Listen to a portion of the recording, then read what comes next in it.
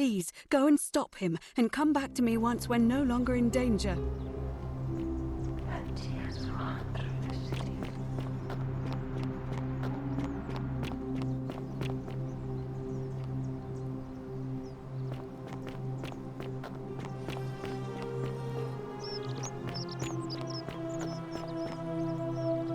Help!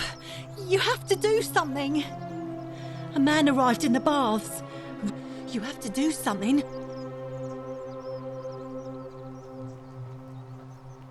Thank you. He's still in there, somewhere. I have to hide. Find me in this empty shrine when it's over.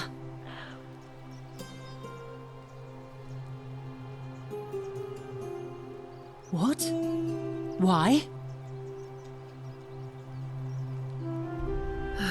All right, fine. Come and find me in my bakery instead. Please be careful.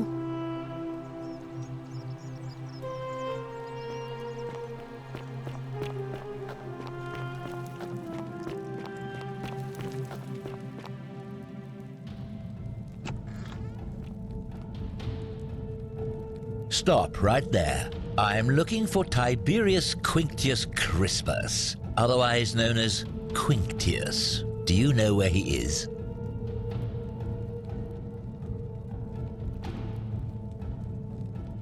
Thank you. For your service to the Empire, I'll let you live for now, but you'd best make sure our paths don't cross again.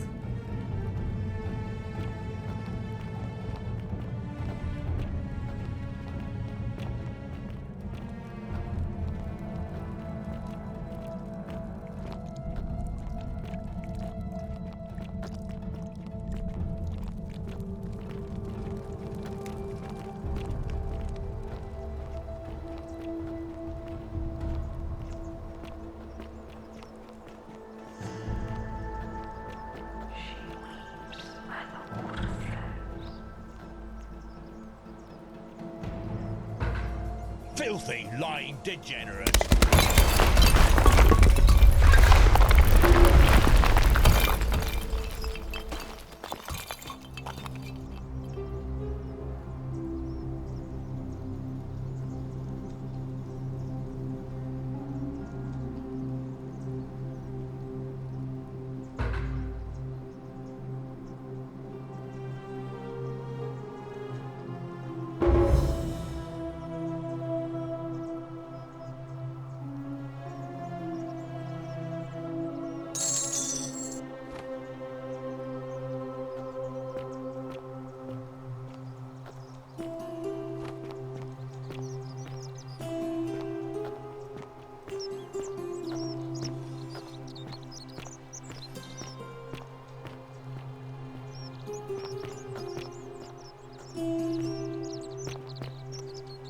You there? I'm sorry to trouble you, but I couldn't help but notice that fine bow you're carrying.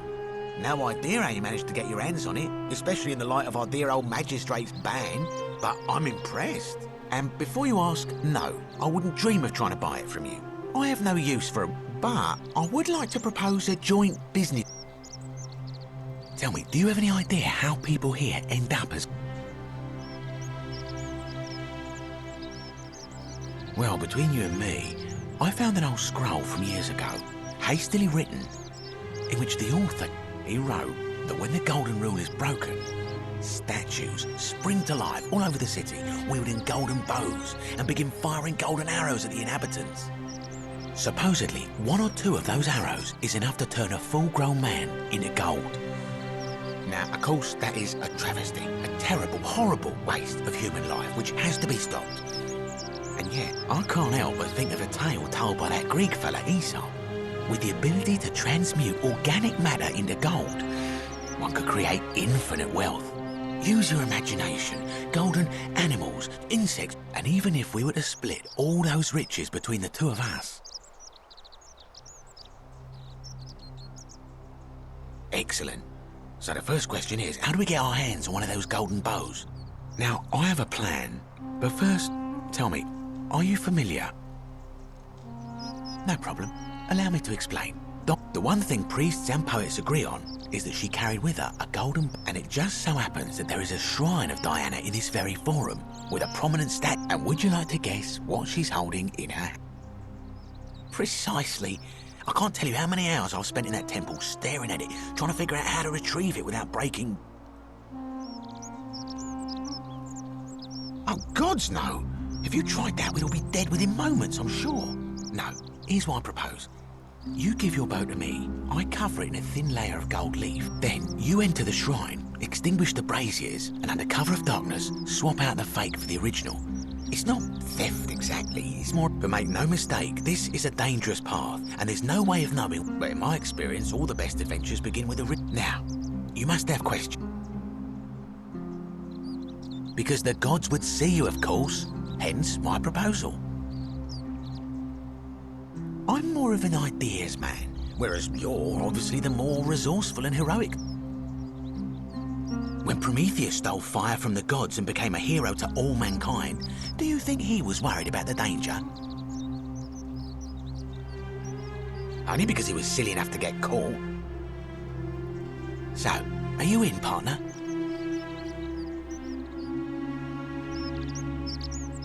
Wonderful. Now, if you'll hand over your bow, I can get started applying a layer of gold leaf. This is a quality weapon. Now, bear with me for a moment. And here we are, a gold leaf bow.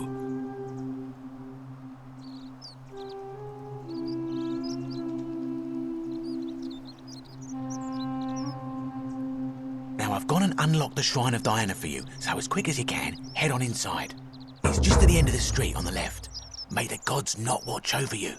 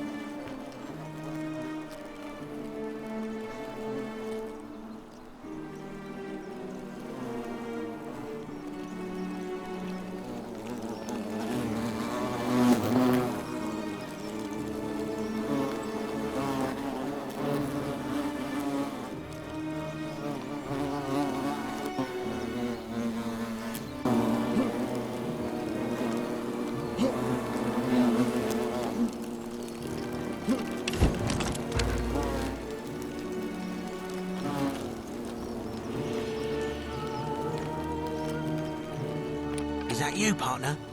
Do you have the bow? Wonderful. Just go ahead and slide it under the door for me and I'll unlock it for you. A little bit slow, aren't you? Yes, I locked you in, and until you give me my bow, you're gonna stay in there, like Tantalus in Tartarus.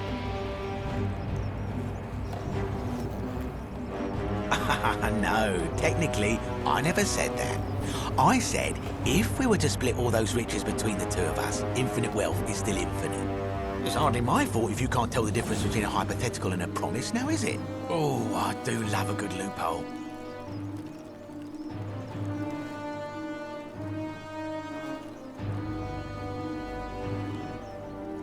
You're just gonna have to take your chances, I'm afraid. The bow, now. And don't even think about giving me the fake one. I'll recognise my own handiwork.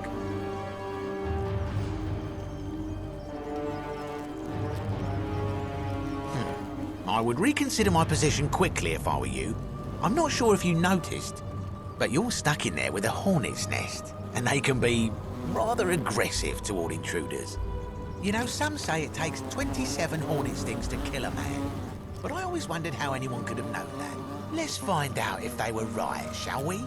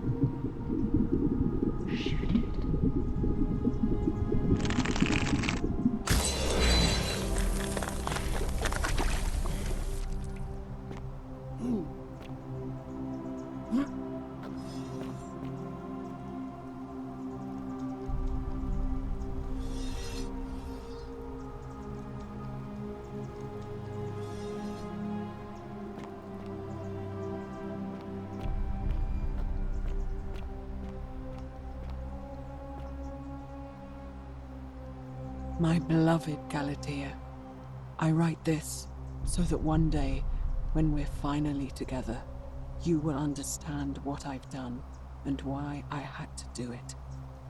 The others will call me mad or a monster, but I don't care what they think. Everything I'm doing here, I'm doing for you. I'll start at the beginning. Soon after my arrival here, as I walked down a corridor lined with golden statues, I thought I heard a whisper behind me. A rasp of air, as if vocal cords of metal strained to say a word or two. I tried to dismiss the idea, tried to concentrate on my work as the city's medic, but that tortured whisper haunted me. Weeks later,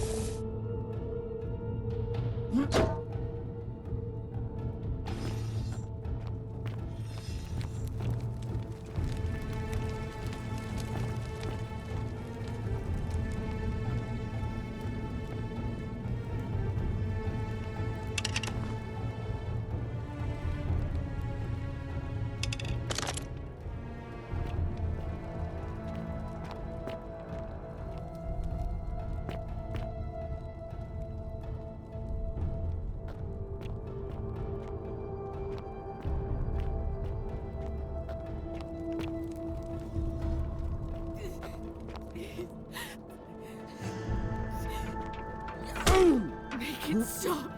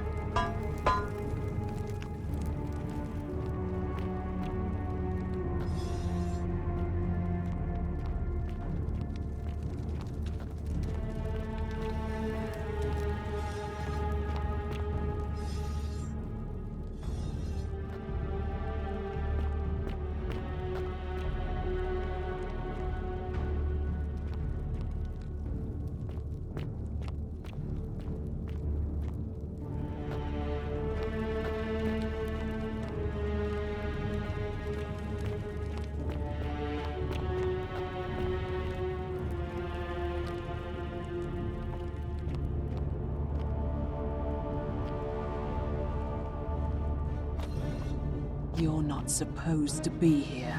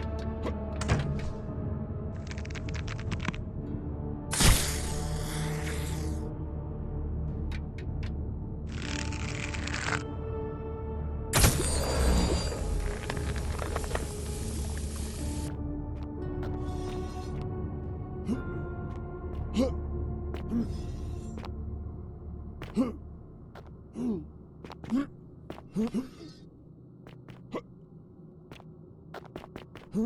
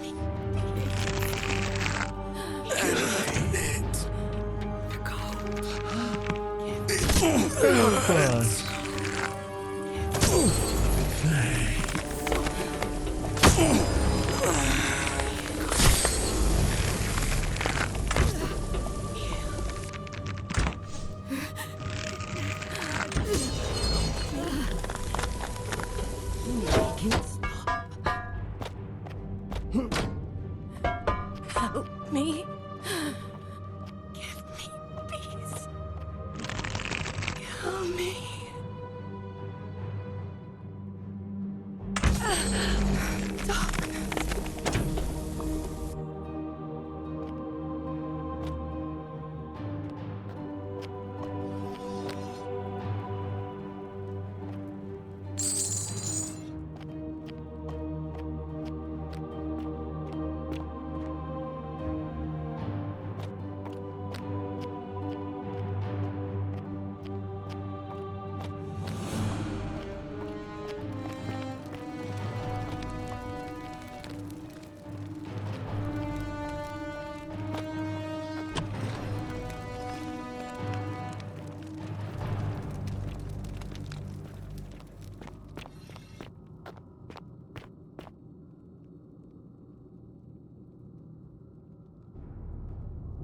My beloved Galatea, after I learned the terrible truth about the golden statues, I wandered the city as if in a nightmare.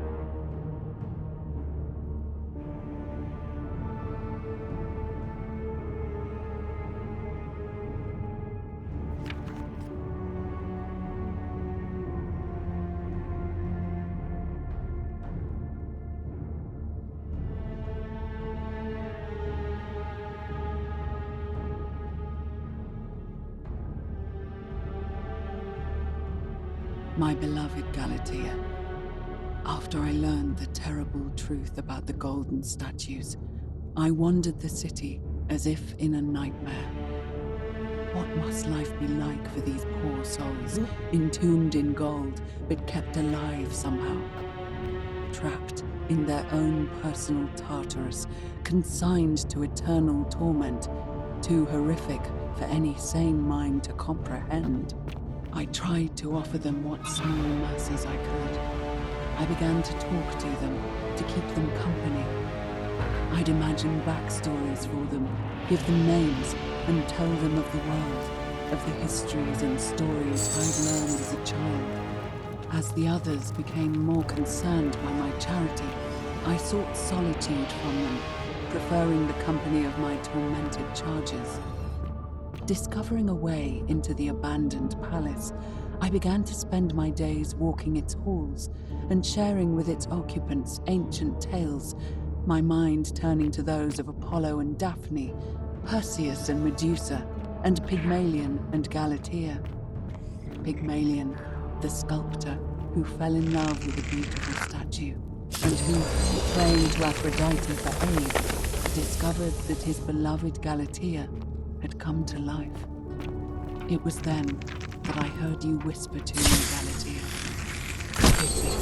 I know that is not your real name, just one I have borrowed from a story. But when I turned to look at you, I saw the most exquisitely beautiful woman I have ever known.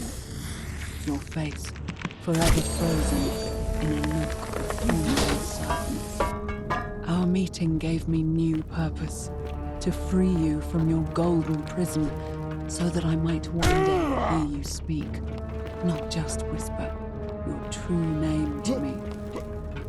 So I gathered tools for the long...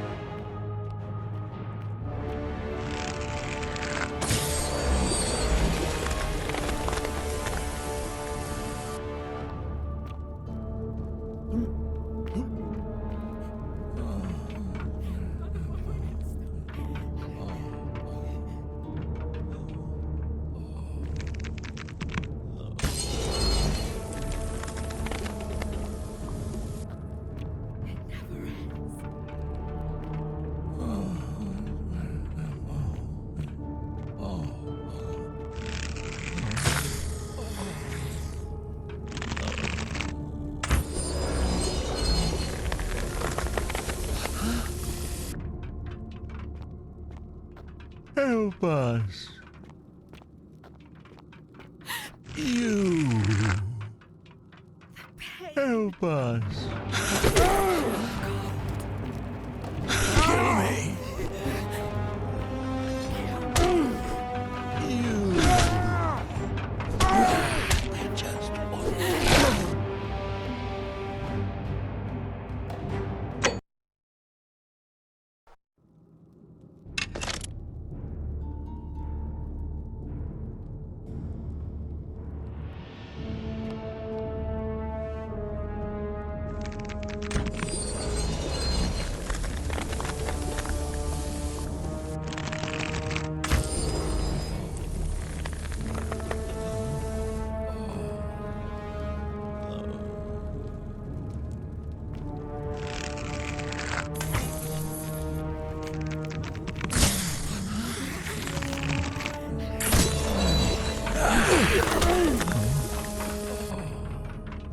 Make it stop.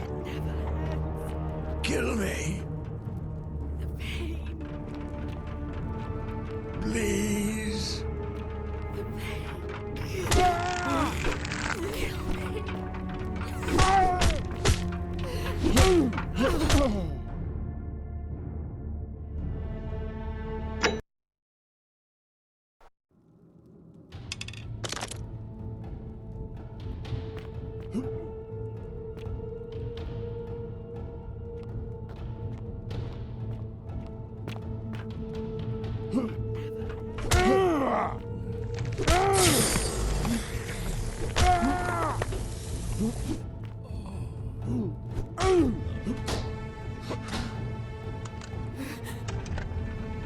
You. Kill me. Please. Make it stop. You. Make it stop. Kill me. Make it stop.